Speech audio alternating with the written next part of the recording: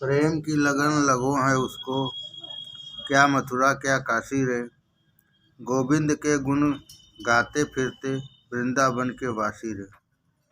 मैंने सारी रसोई तो सावधान रहकर बनाई। अंत में मोहन भोग बनाने लगी तो विचार आया कि कन्हैया को यह बड़ा पसंद आता है।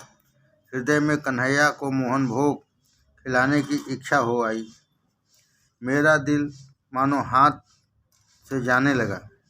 मुझे भास होने लगा कन्हैया आंगन में आया है, घर में आ रहा है, रसोई घर में आ पहुंचा है। इस प्रकार मन कन्हैया की कल्पना में डूबा हुआ था तो सो मोहन भोग में चीनी के बदले नमक डाल दिया। भगवान को भोग लगाया। ससुर जी और मेहमान आए तो उन्हें परोसा। वैसे तो मोहन भोग नमकीन हो गया था, किंतु उसमें भक्ति का पुट लगा हुआ था। अतः मेहमान ने तो उसकी प्रशंसा करते हुए खाया। यह भोजन नहीं अमृत है, ऐसा कहा। भगवान के नामामृत के पुट से नमक का स्वाद मीठा हो गया था। मेरे क्रोधी ससुर जी ने भी मेरी रसोई की और मेरी भी प्रशंसा की। यह मेरी पुत्र वधू नहीं, अन्नपूर्णा है, लक्ष्मी है, ऐसा कहा। अंत में जब मैंने खाना खाया तो पाया कि मोहन भोग मीठा नहीं, नमकीन था। माता मेरी तो इस कन्हैया ही ने लाज रख ली। दूसरी एक गोपी कहने लगी, माता क्या बताऊं मैं दूध दही बेचने निकली। न जाने कैसे मुझे लगा कि मेरी मटकी में कन्हैया छिपा हुआ है। सिर से मैंने मटकी उतार कर देखा तो उसमें लाला का दर्शन हुआ। अब कन्हैया को भी कहीं बेचा जा सकता है। मैं कुछ भी बेचे बिना वापस घर लौटी तो घर पर मेरी बड़ी फजीहत हुई।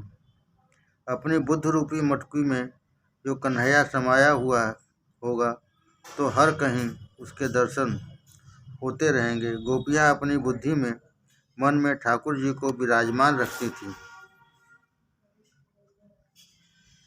यदि अपने मस्तक हृदय मन बुद्धि में जड़ पदार्थ होंगे तो हर कहीं वही दिखाई देंगे, और श्री कृष्ण होंगे तो कण कण में उनका दर्शन होता रहेगा। माता हम जहाँ भी जाते हैं हमें कन्हैया का ही दर्शन होता रहता है। ये गोपियाँ घर का काम करते करते और निवृत्त होने के बाद भी श्री कृष्ण को याद करती रहती हैं। बड़े बड़े योगी महात्माओं को तो परमात्मा का नित्य स्मरण करते रहने के लिए प्रयत्न करना पड़ता है, किंतु ब्रज की गोपियाँ कन्हैया को भूलने का प्रयत्न करने पर भी भूल नहीं पाती थी। शायद कन्हैया भी उन्हें न भूल पाता होगा। गोपियाँ गेरुए वस्त्र पहनती नहीं हैं, फिर भी उनका मन कृष्ण प्रेम में रंगा रहता है। वह तो गोपियों के प्रेम संन्यास की कथा है। यह तो गोपियों के प्रेम संन्यास की कथा है।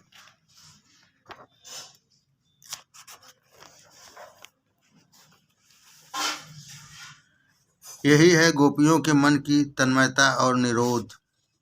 बाल कृष्ण की विविध लीलाएं देखती हुई गोपियां घर काज भूलकर पागल सी हो जाती थी। प्रेक्ष्य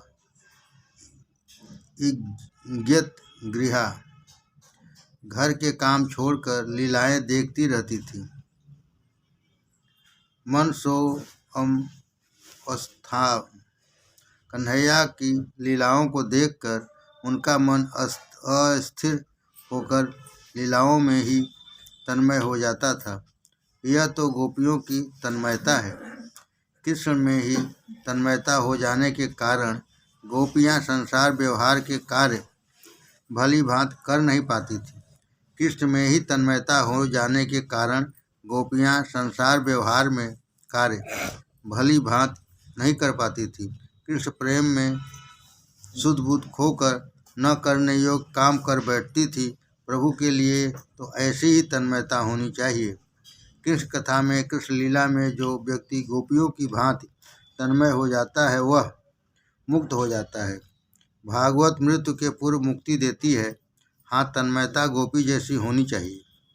गोपियाँ घर के कामकाज के समय भी कान्हा को भूलती नहीं थीं। भक्ति मार्ग में व्यवहार और परमार्थ अलग नहीं, एक ही है। प्रत्येक कार्य में प्रभु का संधान ही पुष्टि भक्ति है। प्रत्येक कार्य को, व्यवहार को प्रभुमय मानना ही भक्ति है। प्रत्येक कार्य को, व्यवहार को प्रभुमय मानना ही भक्ति है। गोपियाँ ही इसी भक्ति मार्ग की आद्य आचार्य हैं। इसी सिद्धांत को आचार्य महाप्रभु जी ने आगे बढ़ाया। सभी कामकाज से निवृत्त होने के बाद भक्ति करना तो मर्यादा भक्ति है। सभी कामकाज से निवृत्त होने के बाद भक्ति करना तो मर्यादा भक्ति है। सुबोधिनी में महाप्रभु ने गोपियों को प्रेम सन्यासिनी कहा है। गोपियों के पास तो था केवल निस्वार्थ प्रेम, उनका तो प्रेम ही सन्यास था। वस्त्र सन्यास की अपेक्षा प्रेम सन्यास उत्तम है। कृष्ण प्रेम में हृदय पिघलने का पर सन्यास हो पाता है और तभी वह उजागर होता है। सभी कर्मों का न्यास त्याग सन्यास है। सभी कर्मों का न्यास त्याग सन्यास है। ईश्वर के लिए ही जो जीता है वही सन्यासी है। ईश्वर के लिए जो जीता है वही सन्यासी है। गोपियाँ ईश्वर के लिए ही जीती थी, अतः उन्हें प्रेम सन्यासिनी कहा गया है। ज्ञान और योग पर भक्ति की विजय बताई गई है। भक्ति भगवान को आबद्ध करती है, वशीभूत करती है। माखन चोरी लीला का यही रहस्य है। मन माखन सा मृदु है।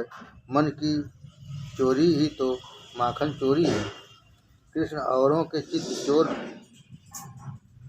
चोर लेते हैं, फिर भी वे पकड़े नहीं जाते। चित्त चुरा लेते हैं, फिर भी वे पकड़े नहीं जाते। पकड़ा जाने वाला चोर तो सामान्य चोर होता है, किंतु कन्हैया तो अनूठा चोर है। उन्हें तो गोपियों के मन का निरोध करना था, किसी भी अन्य विषयों में जाने से बचाना था। गोपी अर्थात इंद्रिय, सभी इंद्रियां हमेशा ईश्वर ही का चिंतन करती रहें। इसी हेतु से इन सब लीलाओं की रचना की गई है। यशोदा जी ने गोपियों से कहा, अच्छा हो यदि तुम माखन छिपा कर रखो। एक गोपी, माता तुम हमें क्या सीख दोगी? मैं वैसे तो बड़ी हूँ, फिर भी कैसे बताऊँ कि क्या हुआ था। एक बार कन्हैया मार्ग में मिला तो उसने हंसते हुए मुझसे कहा, अगले दिन तेरे घर आऊँगा। मैंने सारा माखन अपने मायके में पहुँचा दिया था। कन्हैया ने दूसरे दिन आकर देखा तो माखन का नामो निशान नहीं था। वह आग बबूला हो गया। पलने में सोए हुए मेरे लाला जी को चुटकी भरते हुए कहने लगा कि तेरी माता बड़ी कंजूस है, घर में कुछ रखती ही नहीं है। माता घर में से यदि कुछ मिलता नहीं है तो कृष्ण गुस्से में लाल पीला हो जाता है और हमारे सोए हुए बच्चों को चुटकी देकर रुलाता है। भगवान का आगमन होने पर यदि तुम सोए हुए पाए जाओगे तो वे तुम्हें रुला देंगे।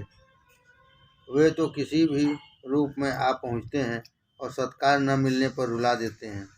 ईश्वर अपने आगमन के समय सोए हुओं को जगा देता है। ईश्वर कौन से रूप में आएंगे यह कोई बता नहीं सकता। वे तो बालक, वृद्ध, ब्राह्मण, चमार किसी भी रूप में आ सकते हैं। सो घर पर आए हुए सभी का सम्मान किया जाए। ईश्वर कौन से रूप में आएंगे यह कोई बता नहीं सकता। वे तो बालक, वृद्ध, ब्राह्मण, चमार किसी भी रूप में आ सकते हैं। सो घर पर आए हुए सभी का सम्मान किया जाए। वेदांत के अनुसार ईश्वर अरूप है और वैष्णवानुसार अनंत रूप। ईश्वर का कोई एक रूप तो है नहीं, वे अनेक रूप धारण करते रहते हैं। अनेक रूप रूपाय विष्णवे प्रभु विष्णवे, अनेक रूप रूपाय विष्णवे प्रभु विष्णवे। वे तो आकार रहित भी हैं और अनेक आकार वाले भी हैं। वे अरूप भी हैं और अनेक रूपधारी भी। वे तो किसी भी स्वरूप में आते हैं। जीव प्रभाव बस सोया रहता है, जीव प्रमाद बस सोया रहता है, सो उसे खबर नहीं हो पाती है। यशोदा, सखियाँ, क्यों न तुम सब अपने बच्चों को नैहर पहुँचा दो। एक गोपी, मैं माखन और बच्चों को नैहर रख आई थी। कन्हैया ने मेरे घर में कुछ नहीं पाया तो कहा, जिस घर में मेरे लिए कुछ भी न हो वह श्मशान के जैसा है। जिस घर में भगवान के लिए कुछ भी न हो वह घर उजड़ कर श्मशान हो जाता है। मौज मजे में संपत्ति का अपव्यय करने वाले राक्षस ही होते हैं। जब कन्हैया को घर में कुछ नहीं मिला तो उसने मित्रों से कहा, यह घर श्मशान जैसा तो ही है, सो चूल्हा कमरे आंगन सब बिगाड़ दो। और उन्होंने मेरा सारा घर गंदा कर दिया था। माता, कन्हैया ऐसा शरारती है। यशोदा ने कहा, तुम कह रही हो कि लाला शरारती है, किंतु वह तो मुझसे कहता है कि उसने तो कुछ भी किया नहीं है। तुम उसे रंगे हाथ पकड़ लाओगी तभी मैं मानूंगी कि वह चोरी करता है और तभी मैं उसे सजा दूंगी। प्रभावती नाम की एक गोपी ने कहा, इसमें क्या बड़ी बात है, मैं ही इसे रंगे हाथ पकड़ लाऊंगी। वह गोपी कुछ अभिमानी थी। कन्हैया ने तय किया कि आज हम प्रभावती के घर जाएंगे। प्रभावती छिपकर बैठी थी। धीरे धीरे सभी बालक घर में दाखिल हो गए और कफलम कफलम बोलने लगे। कन्हैया ने छींके से माखन उतार कर स्वयं खाया, मित्रों को खिलाया और बानरों को भी दावत दी। उपकार चाहे कितना भी हो, भगवान कभी नहीं भूलते। रामावतार में बानरों ने वृक्षों के पत्ते खाकर मेरी सेवा की थी। इस अवतार में तो मैं तपस्वी था, उस अवतार में मैं तपस्वी था, अतः उन्हें कुछ दे नहीं पाया था, सो इस अवतार में उन्हें दही माखन खिलाऊंगा। मनुष्य कई बार बानर जितना भी संयम नहीं रख सकता है। बानर राम और सीता के सेवक हैं, सो वे राम फल और सीता फल का आहार कभी नहीं करते। यदि मानव बानर जितनी मर्यादा का भी पालन न कर पाए तो वह उससे भी गया बीता है। सभी ने भरपेट माखन खाया। इतने में धीरे से प्रभावती बाहर निकली। मित्रों ने देखा तो कहने लगे, अरे कन्हैया भाग, वह आ गई है। किंतु कन्हैया ने कहा, आने भी दो, क्या कर लेगी वह। प्रभावती ने कन्हैया को पकड़ लिया। वह उससे कहने लगा, अरे छोड़ दे मुझे। नहीं, मेरी माँ मुझे पीटेगी। मुझे न छोड़ेगी तो तुम्हें अपने ससुर की कसम, अपने पति की कसम। प्रभावती, आज मैं क्यों छोड़ दूं तुझे। रंगे हाथ पकड़ा है मैं तुझे यशोदा के पास ले जाऊंगी। कन्हैया, छोड़ दे मुझे। प्रभावती का लड़का भी इस माखन चोर मंडली का सदस्य था। उसने सोचा कि यशोदा लाला को पीटेगी। वह अपनी माता प्रभावती से कहने लगा, माता, कन्हैया ने चोरी की ही नहीं है, मैंने ही सबको बुलाया था। मुझे चाहे सो सजा दो, किंतु लाला को छोड़ दे तुम। अब मैं 4 महीने तक माखन नहीं खाऊंगा। प्रभावती ने सोचा, यशोदा हमारी बात कभी सच्ची नहीं मानती है, सो मैं उसे सच्ची बात दिखलाना चाहती हूँ। यशोदा लाला को डांटेगी तो कोई बात नहीं है, मैं पीटने दूंगी। लाला मेरा भी तो है। अभिमान के साथ साथ दुर्गुण भी आ जाते हैं। रावती मान रही थी कि उसके सिवा लाला को कोई पकड़ नहीं सका, सो उसने लाला को नहीं छोड़ा। सभी बालक रोने लगे। कन्हैया ने कहा, अजी डरते क्यों हो? मैं बड़ा अच्छा मजाक करूँगा। साधना करने से प्रभु हाथ में आ तो जाते हैं कि साधन में से यदि श्रद्धा उठ जाए तो प्रभु जी भी चले जाते हैं। प्रभावती लाला को पकड़कर चली जा रही थी तो मार्ग में एक वृद्ध आ रहे थे। उसको देखकर प्रभावती ने घूंघट खींच लिया। कन्हैया ने प्रभावती से कहा कि उसके इस हाथ में दर्द हो रहा है तो दूसरा हाथ पकड़ेगी तो अच्छा होगा। प्रभावती हाथ बदलने गई तो कन्हैया ने इशारे से अपने मित्र को पास बुलाकर उसका हाथ पकड़वा दिया। इस प्रकार कन्हैया मुक्त हुआ। वह भागता हुआ माता के पास आया और कहने लगा, माता, एक गोपी मुझे मारने आ रही है। मैंने उसका कुछ भी बिगाड़ा नहीं है। माता ने उसे कमरे में बैठने को कहा। प्रभावती तो बड़ी उमंग से चोर को पकड़ कर चली आ रही थी। उसने बाहर से ही चिल्लाते हुए कहा, अरे यशोदा जी, सुनती हो? देखो, आपके कन्हैया को मैं आज रंगे हाथ पकड़ लाई हूँ। इस चोर को सजा देनी ही होगी। यशोदा ने बाहर आकर कहा, अरे पागल है क्या तुम? मेरा बेटा तो घर में ही है। यह किसको पकड़ लाई हो तुम? ईश्वर को खोजना है तो अपने अंदर ही खोजो। उसे बाहर खोजना है तो वह दुखी होता है। इंद्रिय रूपी गोपी कहती है कि ईश्वर बाहर है, परमानंद बाहर ही है। तो यशोदा निष्काम बुद्धि ईश्वरानंद को घर रूपी हृदय में ही निहारती है। इंद्रियां ईश्वर आनंद को बाहर ढूंढती हैं, अतः पा नहीं सकती। निष्काम बुद्धि ईश्वर को हृदय के भीतर ढूंढती है, अतः शीघ्र ही पा जाती है। जो चीज आनंद को सांसारिक विषयों में खोजता रहता है, जो जीव आनंद को सांसारिक विषयों में खोजता रहता है, उसकी दशा उस प्रभावती की जैसी होती है। सब उसकी खिल्ली उड़ाते हैं। यशोदा, आली, तू देख तो सही कि तेरे हाथ में कौन सा आया हुआ है। प्रभावती ने देखा तो उसके हाथ में उसी का पुत्र था। वह असमंजस में पड़ गई। मैंने तो कन्हैया ही को पकड़ा था, रास्ते में ही कुछ गड़बड़ हो गई होगी। प्रभावती अभिमानी है। घमंड अहंकार वाली बुद्धि ही प्रभावती है। ऐसी बुद्धि ईश्वर को कभी पा नहीं सकती। निष्काम बुद्धि ही ईश्वर को पा सकती है। ईश्वर को सकाम नहीं, निष्काम बुद्धि ढूंढ पाती है। ईश्वर की प्राप्ति होने पर प्राप्ति का अहंकार होगा तो ईश्वर हाथों से भाग निकलेंगे। ईश्वर की प्राप्ति होने पर प्राप्ति का अहंकार होगा तो ईश्वर हाथों से भाग निकलेंगे। परमात्मा मिल तो सकते हैं किंतु अहंकार आते ही अदृश्य भी हो जाते हैं। परमात्मा मिल तो सकते हैं किंतु अहंकार आते ही अदृश्य भी हो जाते हैं। परमात्मा मिलते ही साधक के मन में अकड़ पैदा होती है। परमात्मा मिलते ही साधक के मन में अकड़ पैदा होती है। ऐसी अकड़ हो जाने पर अभिमान होते ही साधना उपेक्षित होने लगती है। साधना की उपेक्षा के कारण भगवान अप्रसन्न होकर वापस चले जाते हैं। साधना करो किंतु साधना का अभिमान कभी न होना चाहिए। साधना करो किंतु साधना का अभिमान कभी न होना चाहिए।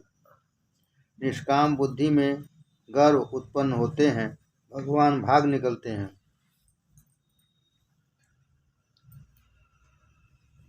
गोपियों ने यशोदा से कहा, माँ, गणपति का व्रत करो और मिन्नत मानो। वे बुद्धि सिद्धि के स्वामी हैं, तो कन्हैया की बुद्धि को सुधारेंगे। यशोदा ने गोपियों की बात मान ली। कन्हैया गणपति की महिमा बढ़ाना चाहता था, सो उसने अपनी मित्र मंडली में से कहा, हम कुछ दिन के लिए बड़े शांत रहेंगे। सारी प्रवृत्ति अब हम बंद कर दें। लाला घर में बैठा रहता था। यशोदा ने सोचा कि गणपति ने मेरे लाला की बुद्धि को ठीक कर दिया है। एक बार कुछ गोपालों ने यशोदा से शिकायत की कि कन्हैया ने मिट्टी खाई है। फिर माँ, ये सब झूठ बोलते हैं, मैंने मिट्टी खाई ही नहीं है। ना हम भक्षिता नाम सर्वे मिथ्या विशंसिनः। लाला ने तो मिट्टी नहीं ब्रजरज खाई है। मैंने मिट्टी नहीं ब्रजरज खाई है। ब्रजरज मिट्टी नहीं है।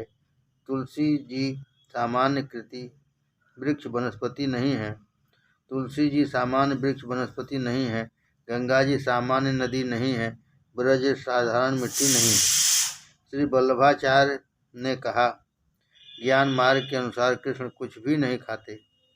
वैष्णव मार्ग के अनुसार भगवान ने ब्रज रज खाई है। भक्त मानते हैं कि भगवान भोजन भी करते हैं। यशोदा ने कन्हैया से कहा, अपना मुंह खोल, मैं देखूं तो सही कि तूने मिट्टी खाई है या नहीं। कन्हैया ने मुंह खोला और यशोदा ने बेटे के मुंह में देखा तो पाया कि उसमें तो सारा ब्रह्मांड समाया हुआ है। मुख दर्शन के बहाने कन्हैया ने माता को अपना विश्वरूप दिखलाया। सुखदेव जी वर्णन कर रहे हैं कि ईश्वर के स्वरूप का ज्ञान लीला में बाधक है। ईश्वर के स्वरूप का ज्ञान लीला में बाधक है। वैष्णवी वेतनोन्मान्या पुत स्नेहा मयि विभः। पुत्र स्नेहा वैष्णवी माता के हृदय में कन्हैया ने योग माया का संचार कर दिया तो यशोदा कन्हैया का वास्तविक स्वरूप भूल गई और फिर से उसे अपना पुत्र ही मानने लगी। पूतना ने बहुत से बालकों का वध किया था। वे सब बालक पूतना के स्तन द्वारा प्रभु के पेट में जा पहुँचे। पूतना ने बहुत से बालकों का वध किया था। वे सब बालक पूतना के स्तन द्वारा प्रभु के पेट में जा पहुँचे। अविद्या के संसर्ग में आए हुए जीवों का उद्धार सच्चे संत की चरण रज के सिवा हो नहीं पाता। अविद्या के संसर्ग में आए हुए जीवों का उद्धार सच्चे संतों की चरण रज के सिवा हो नहीं पाता। गोकुल में बहुत से ऋषि मुनि गायों का अवतार लेकर आए हुए हैं। उनके चरणों की रज मेरे पेट में जाने से वे सभी जीव मुक्त हो जाएंगे जो मेरे पेट में हैं, अर्थात अपने पेट में बसे हुए उन जीवों का उद्धार करने के लिए ही कृष्ण ने मिट्टी ब्रज खाई थी।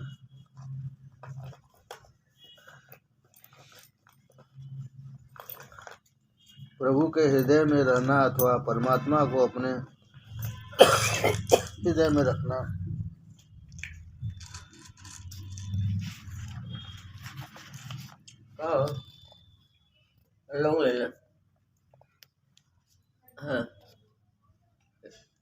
प्रभु के हृदय में रहना अथवा परमात्मा को अपने हृदय में रखना, यह तो कृष्ण की लीला है, निरोध लीला।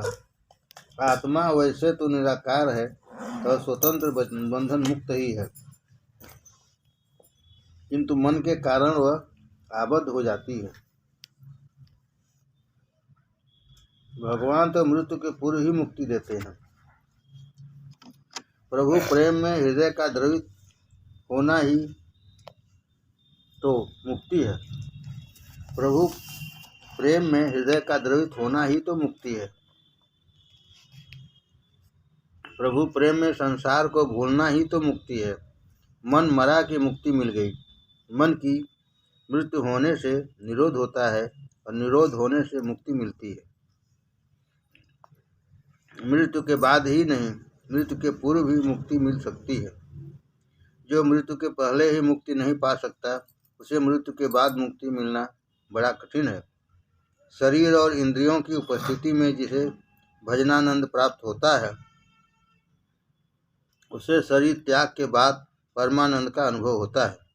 शरीर और इंद्रियों की उपस्थिति में जिसे भजनानंद प्राप्त होता है, उसे शरीर त्याग के बाद परमानंद का अनुभव होता है। भागवत मृत्यु के बाद मुक्ति दिलाने वाला शास्त्र नहीं है।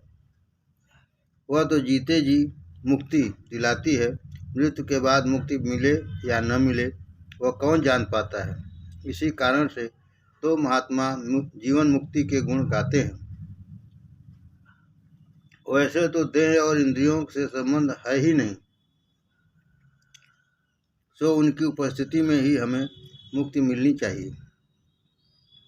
मुक्ति के दो प्रकार हैं, विदेह मुक्ति और कैवल्य मुक्ति। पानी में रहकर भी कमल पानी से अलिप्त रहता है। ज्ञानी पुरुष भी संसार में रहते तो हैं, किंतु अलिप्त भाव से ही।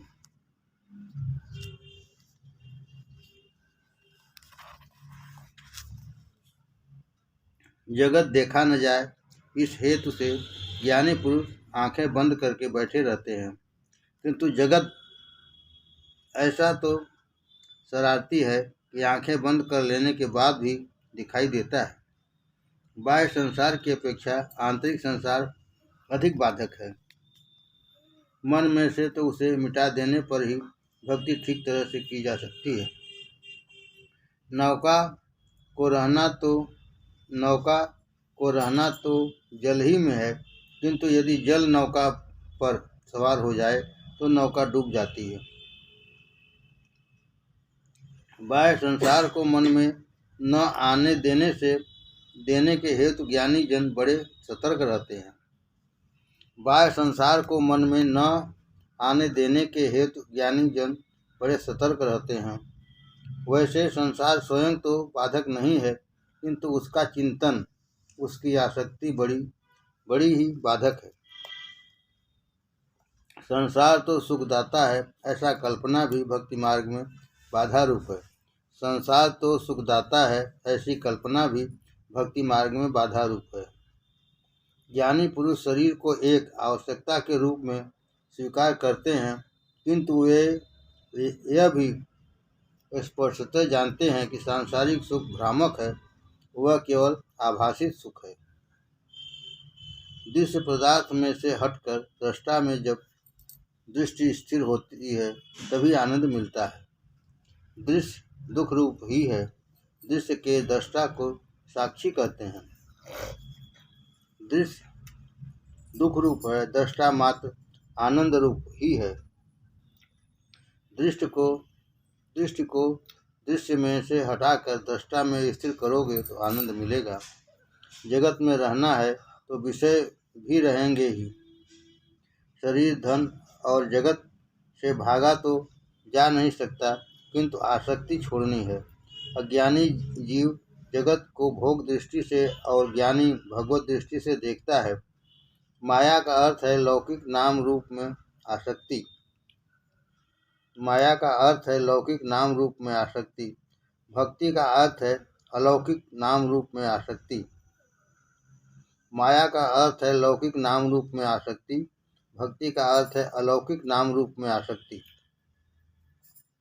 भक्ति मार्ग में भावना और श्रद्धा के बिना सिद्धि मिल नहीं पाती। आत्मा को क्या मुक्त करोगे, वह तो मुक्त ही है। प्रभु के हृदय में निवास करना ही निरोध है। विरोध और वासना निरोध को प्रतिबंधित करते हैं। जब तक हृदय में विरोध है तब तक निरोध नहीं हो पाएगा। जीवन में से विरोध और वासना के जाते ही अपने आप निरोध हो जाता है। मुक्ति कब मिलती है? शरीर के मरने से मुक्ति नहीं मिलती, मन के मरने से मुक्ति मिलती है। मन का निरोध ही मुक्ति है। दसम स्कंद में निरोध लीला है। सभी सांसारिक विषयों में से मन हटकर जब ईश्वर से मिल जाता है तब मुक्ति ही आ जाती है। परमात्मा आनंद स्वरूप है, मन अर्ध चेतन है। मन सांसारिक विषयों के साथ एक नहीं हो सकता, क्योंकि संसार जड़ है और मन अर्ध चेतन है। सजातीय वस्तु ही एक को पाती है। मन ईश्वर के सिवाय अन्य किसी भी वस्तु से एक नहीं हो सकता, अभिन्न नहीं हो सकता। मनुष्य चाहे जितना कामी क्यों न हो, काम सुख के उपभोग के बाद उसका मन नारी देह से दूर हो जाता है। कामैषणा दूसरी बार जाग सकती है, किंतु तत्काल तो नारी देह से हट ही जाएगी।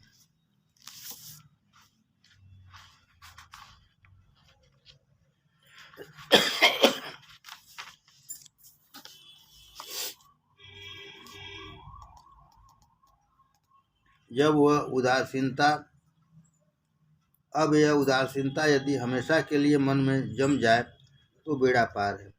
वैराग्य क्षणिक नहीं, अस्थायी होना चाहिए। विषय भोग के बाद शीघ्र ही उत्पन्न होने वाला वैराग्य नहीं, उसका आनंद मात्र आभास मात्र होता है। विषय भोग के बाद शीघ्र ही उत्पन्न होने वाला वैराग्य नहीं, उसका आभास मात्र होता है। कई बार वैराग्य तो होता है किंतु माया उसे रहने नहीं देती। मन संसार के जड़ पदार्थों के साथ नहीं, ईश्वर के साथ ही एकाकार हो सकता है। कृष्ण लीला मन का निरोध हृदय में प्रभु का निवास करने के लिए है। पूर्व जन्म का शरीर तो मर गया है किंतु मन नया शरीर लेकर आया हुआ है। जीवात्मा मन के साथ जाता है, सो शरीर की अपेक्षा मन की चिंता अधिक करनी है। मृत्यु के बाद भी मन साथ ही आता है। पति पत्नी माता पिता पुत्र परिवार तुम्हारे मरने के बाद यहीं रह जाएंगे किंतु मन तो संग ही चलेगा। सो अन्य सभी की ओर से आसक्ति कम करके मन की चिंता अधिक करो। यदि कोई सांसारिक वस्तु बिगड़ गई या खो गई तो और मिलेगी। मन यदि बिगड़ गया तो दूसरा मन किसी भी बाजार से मिल नहीं पाएगा। जीवात्मा तन को छोड़ता है किंतु मन के साथ चलता है, अतः मन को हमेशा संभाले रहना। गीता में कहा है, मनसष्ठानीन्द्रियाणि प्रकृतिस्थान कर्षति अधिष्ठाय मनस्वायम विषयोनुपसेवते। जीवों में बसा हुआ मेरा अंश त्रिगुणमयी माया में स्थिर होकर मन सहित पांचों इंद्रियों का आकर्षण करता है। मन का आश्रय करके जीवात्मा ही इन विषयों का उपभोग करता है। सो मनुष्य के मरने के बाद भी मन तो साथ ही रहता है। शरीर तो मरता है किंतु मन नहीं मरता। मन तभी मरता है जबकि सब मनमोहन के साथ एक रूप हो जाता है। शरीर तो मरता है किंतु मन नहीं मरता। मन तभी मरता है जबकि वह मनमोहन के साथ एक रूप हो जाता है, अर्थात मुक्ति मिले तभी मन मरता है। विषयों की ओर दौड़ता हुआ मन मरता नहीं है। मन यदि ईश्वर का चिंतन ध्यान मनन करे तो उसे पा भी सकता है। मन यदि ईश्वर का चिंतन ध्यान मनन करे तो उन्हें पा भी सकता है। किसी के गुरु होने की इच्छा कभी न करना, पहले अपने मन ही के गुरु बनो। किसी के गुरु होने की इच्छा कभी न करना, पहले अपने मन ही के गुरु बनो। रामदास स्वामी ने कहा है, मना सज्जना भक्ति पंथे जावे, तरी श्री हरि पावी जे तो स्वभावे, जनो निंद ते कर्म सो डोनी द्यावे, जनी बंद ते सर्व भावे करावे। हे मन, जिस भक्ति मार्ग से सज्जन लोग जाते हैं उसी का तू अनुसरण कर, तभी तुम्हें साहजिकता से श्री हरि मिलेंगे। संसार के निंदनीय कर्मों का त्याग किया जाए, संसार के बंधनीय कार्य में एकाग्र हुआ जाए। अरे मन, तू पाप क्यों करता है?